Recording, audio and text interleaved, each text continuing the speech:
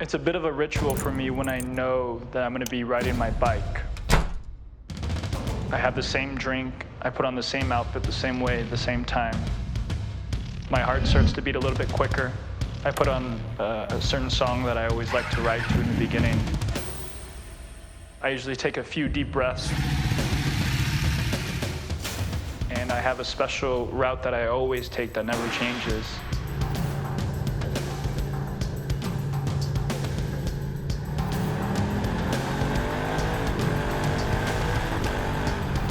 My peripheral vision, my hearing, my senses are all focused towards the bike and what's ahead of me.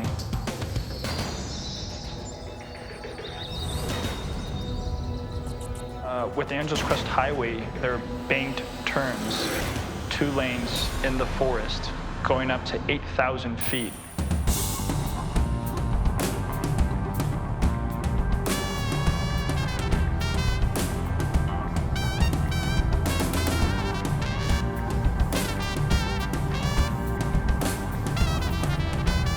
My name is Frederick Henry Rundle III. I've been here for about 15 years. I took over just a few years ago. My father had retired.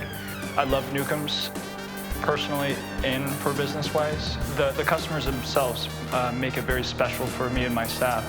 I love coming up even on my days off and here when I'm working as well. My name is Ken, and I live in Los Angeles. I've been living here since 2000. My name's Frank Profera, and I'm here up at Newcombs Ranch.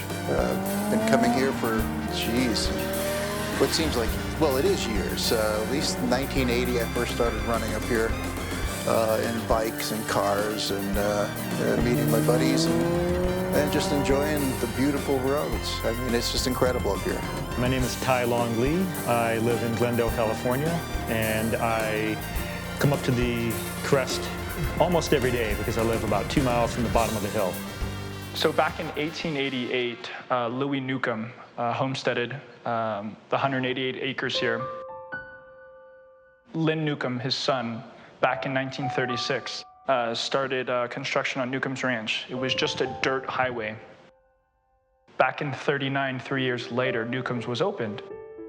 When he was owning and operating Newcombs itself, he was running Cracker Ridge, Mount Waterman, which is a ski resort, the first one actually in Greater LA, which is about 11 miles north of us.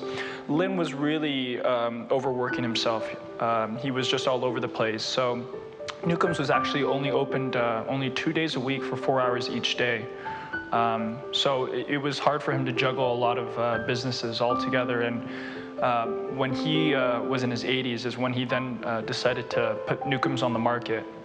And he was very picky with the person who would to purchase and take over it from him, for obvious reasons, because it's such a special place to him. My father's been hiking the San Gabriel Mountains ever since he was a kid. And I remember he saw it in the Lock Unit Outlook ad, and he could not believe that Newcombs was for sale. That afternoon, I still remember he drove up to talk to Lynn and got along really, really well and started the conversation and then made him an offer actually about a week after. Lynn felt like it was right to sell to my father, even though my dad had no idea about anything about restaurants, hospitality. He was a doctor. And bought it right then and there. And I still remember to this day, it was a late evening. He came home from work and said, "Freddie, I just bought a restaurant."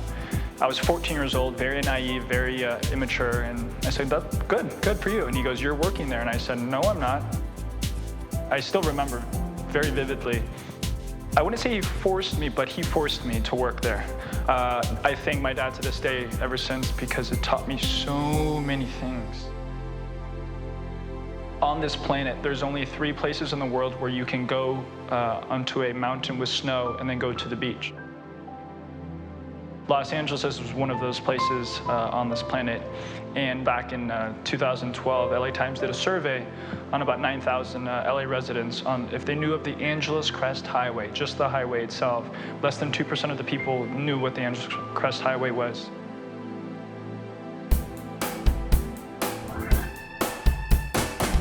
Percent of our customers on the weekends are the same reoccurring customers. We know them by their first, last name. We know what they're going to order. It's more of a friendship than a customer dynamic.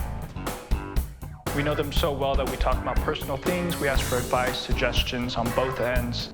Don't get me wrong, I would love to have new faces, but it's one of those things where I always tell my customers that this is their church. They're here every Sunday. You know, it's their time to get away from their family, their friends, their work, whatever that may be. So they'll come up here and they'll just kind of get away. They'll turn off their cell phone. They'll just get in some fresh air, some breakfast, and then they'll just exhale outside. And they're here for 4 to 10 hours at a time. I kid you not. I know a lot of these customers for 15 years, and there'll be times where they'll come and bring up their wife and kids, and I'll say, John, I didn't know you had a wife and kids. And they'll always say, well, Fred, you know, this is my time to get away up here. I got into riding at the age of 17 years old from Newcombs. As a little boy, looking at all the bikes outside, seeing all the older gentlemen talking about it. And I told myself that one day when I got older that I would do the same. And when I was 18 years old, I got my permit and been riding up and down Newcombs for the past 11 years now, and haven't stopped since. Driving up here, it's one of those things where you can look at the scenery if you're going slow. So the whole thing is, for me, is to be calm, be totally neutral, no ego, and just enjoy the ride. And then when you get here, up to Newcombs, it's just one of those things where you just get out and you go, ah, that was awesome. Get out of town. It takes me about 5 minutes to get up on the crest, and then about another 35 minutes to come up to see everybody at Newcombs, and it's kind of my release. And you know, whether it's on a motorcycle or a bicycle or a car, it's just it's my retreat, and it's very therapeutic for me. The reason why I come up here is because the road is fantastic. The nature is beautiful. It's not in the city. It's part of my extended family. You know, Newcombs is a very special place. It's kind of a cultural epicenter for motorcycles and cars and hot rods and people, and you know, it's just a beautiful place. I think most people associate LA with the beaches and sun, and you know, they don't realize that there's a really beautiful, special forest. I come up here not only for the food and for the staff and for Freddie. I come here to see and meet and have conversations with people that I would not see in my daily life any other place. Since 1980, I've been coming here. I'd meet my buddies for breakfast, and then we'd run up to the tunnels, and sometimes if the road was clear, we'd go over. There's no need for a track when you have roads that go for 75 miles and not see the same corner twice. But the only rule is you never cross that center line.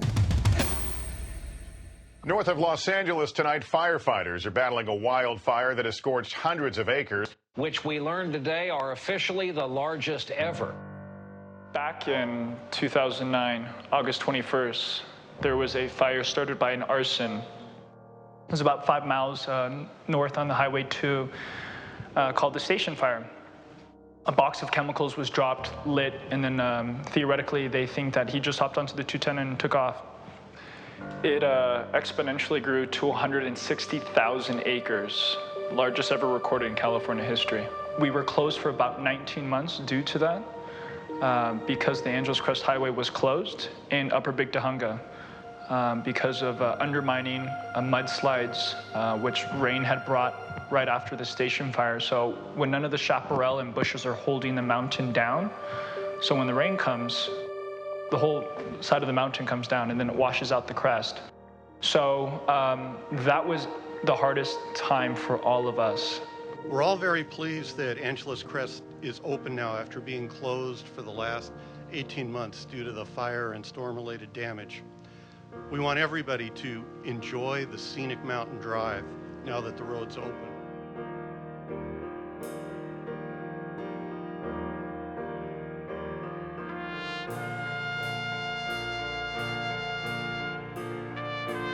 If you're patient, you work hard, you work efficient, things will come to you in the right place and time.